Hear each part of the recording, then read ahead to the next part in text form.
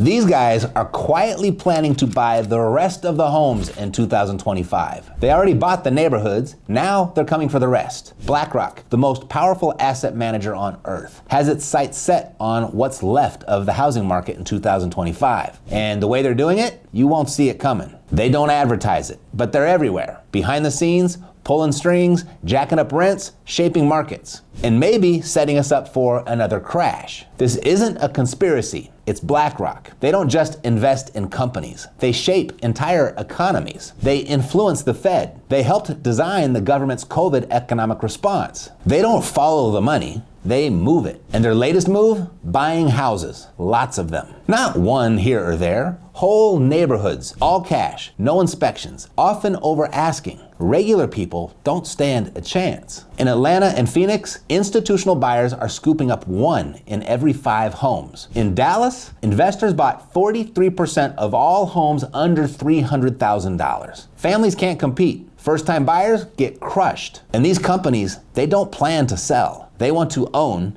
and rent everything. In one Phoenix neighborhood, rents shot up 19% after a single company entered the market. In Charlotte, prices surged 28% in a year after Blackrock picked up 1,200 homes. In some places, appraisers say institutional buyers have jacked up comps by 8 to 12%. That's not normal. That's not fair. That's rigged. But it gets worse. See, Blackrock doesn't just buy the homes. They own part of the bank that gives the mortgage. They own part of the platform where the home is listed. They own shares in the media outlet reporting the market news. Wells Fargo, Zillow, Bloomberg, Blackrock owns stakes in all of them. They're not just buying the board, they built the game. Their risk system, it's called Aladdin. It manages over $21 trillion in assets, used by 85% of Fortune 100 companies. It runs 250,000 market simulations a day. And during the 2023 banking panic, it triggered sell-offs that worsened the crisis. This system isn't just powerful, it's untouchable. Blackrock is not too big to fail, they're too big to question. And when things go south, they don't get punished, they get paid. In 2008, they got $120 million in fees to manage toxic assets. During COVID, they got $7.75 million a year to help the Fed buy bonds, including their own ETFs. Meanwhile, Vanguard got $33 million, State Street got $15 million. Blackrock,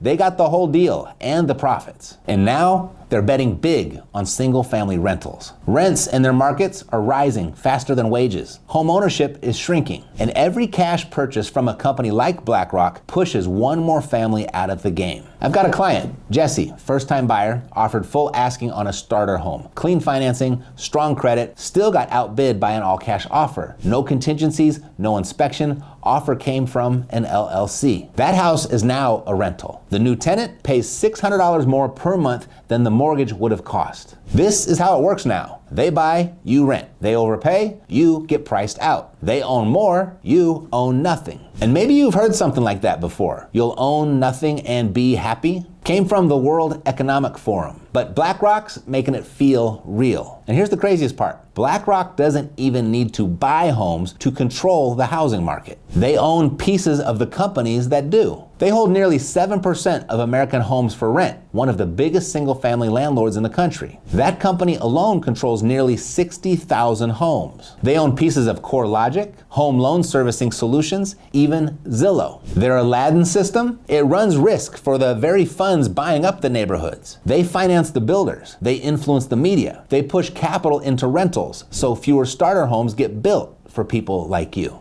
They don't even need to touch your street. The system moves for them. And the deeper you go, the harder it is to find where Blackrock ends and the housing market begins. I could go so deep into this, you might not sleep tonight. Let me know in the comments if I should make a part 2. There's way more under the surface than I've shown you. And 2025 is where it all ramps up. With rates holding high and inventory shifting, this is the year companies like Blackrock make their biggest move yet. And here's the scary part. If interest rates rise, or new laws kick in, or returns dip, Blackrock might need to dump properties fast. A 2% rate hike could force them to sell nearly 9,000 homes a month just to stay afloat. In a fire sale, that could mean an 18% price drop in investor-heavy markets. That hits everyone. Renters get evicted, counties lose property tax revenue, homeowners get trapped underwater. In places like Maricopa County, Arizona, where investors hold huge portfolios, a drop in values could crush the local economy. Property tax projections there are already down 23%. And if that sounds like 2008,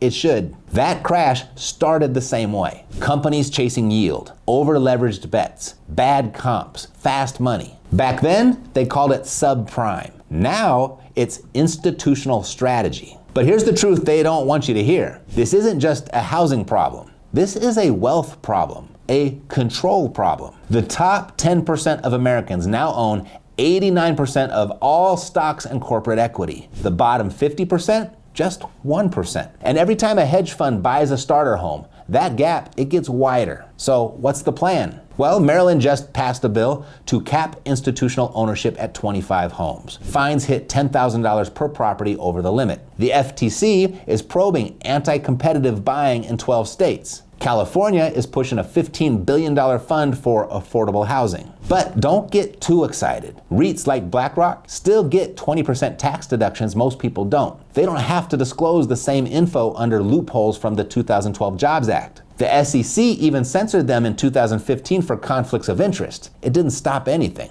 This isn't going away, and globally, it's spreading. Toronto's housing crisis has roots in BlackRock's 35,000 home portfolio. In Germany, rent caps came only after one company owned 330,000 units. In China, Evergrande collapsed with 1.5 million unfinished homes. Proof this isn't just an American issue. So what can you do? You find the cracks. BlackRock isn't everywhere. Not yet. Secondary markets like Toledo or Rochester still offer 7 to 9% cap rates. Seller financing and FSBO deals cut them out completely. Tax lien investing in places like Florida or New Jersey still bring 8 to 12% returns with zero corporate competition. And part of that strategy, getting access to money the way the big players do.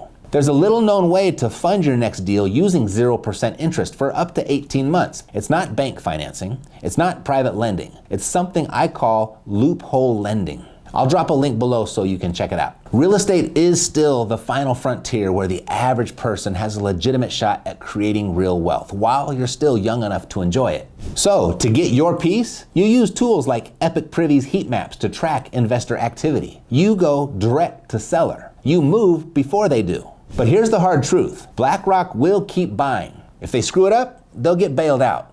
But you've got to be smart. You don't need billions, you need a strategy. Get off the mainstream path. Look where the giants aren't. I put together some free information for you to help you do just that. No pitch, no opt-in, just clarity and direction. The link is down below in the description. It'll help you find the gaps so you can stop watching from the sidelines. You already know the system's rigged, but that doesn't mean you're stuck. If you liked this video, the YouTube algorithm thinks that you'll probably like that one too, so check it out. But remember, this is your shot to building something BlackRock and their corporate counterparts can't touch. So don't waste it. Thanks for watching. I'll see you next time. Take care. So if you haven't had your mind blown in a while, I am about to blow it up. Follow me. So BlackRock and Vanguard own everything. And I mean everything. So for example, you can find all of this on Yahoo Finance. Go there, type in a company, look at the ownership breakdown. This is Pepsi. Vanguard, BlackRock, State Street. This is Coca-Cola. These are the food brands they own. I'm telling you, just go to Yahoo Finance and look it up. This is no bullshit. They own Twitter, they own Facebook, they own Alphabet, which is the parent company of Google and YouTube. They own Apple, they own Microsoft. They are enormous investors in Android. So Apple and Android, both owned by them. They own IBM, they own Intel. They own all the software companies and computer companies that you would look at social media on, which they own the social media companies. They own the travel booking companies. They own the airplane companies. They own Shell. They own BP. They own Exxon. They own the mining companies that we use, and they own the metals. They own the agricultural industry and the machines used to harvest that agriculture. They own Big Pharma. They own the banks. So they hold your money. They also own Visa, they own MasterCard. They own practically everything. They work closely with the federal government, giving them loans and grants. They own the media you watch, CBS, NBC, CNN, HBO, TNT, Stars. And feel free to fact check me. Go to Yahoo Finance, type in these companies, and look at the top 4 or 5 stockholders. You will find Vanguard and Blackrock and sometimes Berkshire Hathaway at the top every time. The more companies you type in, the more this is going to freak you out. So who invests in Vanguard and Blackrock, and who does Vanguard and Blackrock invest their money into? The Clintons, the Bushes, the Obamas, Schiff, Pelosi, Schumer, McConnell. And so when you go to look up who owns Vanguard, it's private. This is where it gets tricky, because these people like to keep a low profile. The Orsini family, the Bush Foundation, and the Bush family, and both of them are Skull and Bones alum from Yale. If you want to go like hopping down that rabbit hole, that's a whole nother story. The royal family, some of the other names I'm sure you've heard of are the Rockefellers, the Rothschilds, the Vanderbilt family, and if you look closely, who is that? Anderson Cooper, Mr. CNN. These two companies, along with State Street and Berkshire Hathaway, make roughly 86% of the money in the world. Go look it up. It is all there if you're willing to take the time to research it. And maybe next time when CNN is pushing a Pfizer vaccine, people are like, oh, I don't know if I want to take that. And then Facebook and Twitter and Instagram are fact-checking that and censoring people and doctors that speak out against it. Think twice and then think one more time. These people do not care about you or I, they care about themselves. Because the intersection of big data, connectivity, and artificial intelligence, and what it does in robotics and genetics and all the other fields, Uli, that you mentioned, everything, that is changing our world in rapid succession. And the future belongs to those who can seize this change. We are positioned right at the cusp of this change, right at the center of this change. We can take it, and we are. It's changing us. It's giving us powers and prowess that we never had before. And cyber is a real domain of power.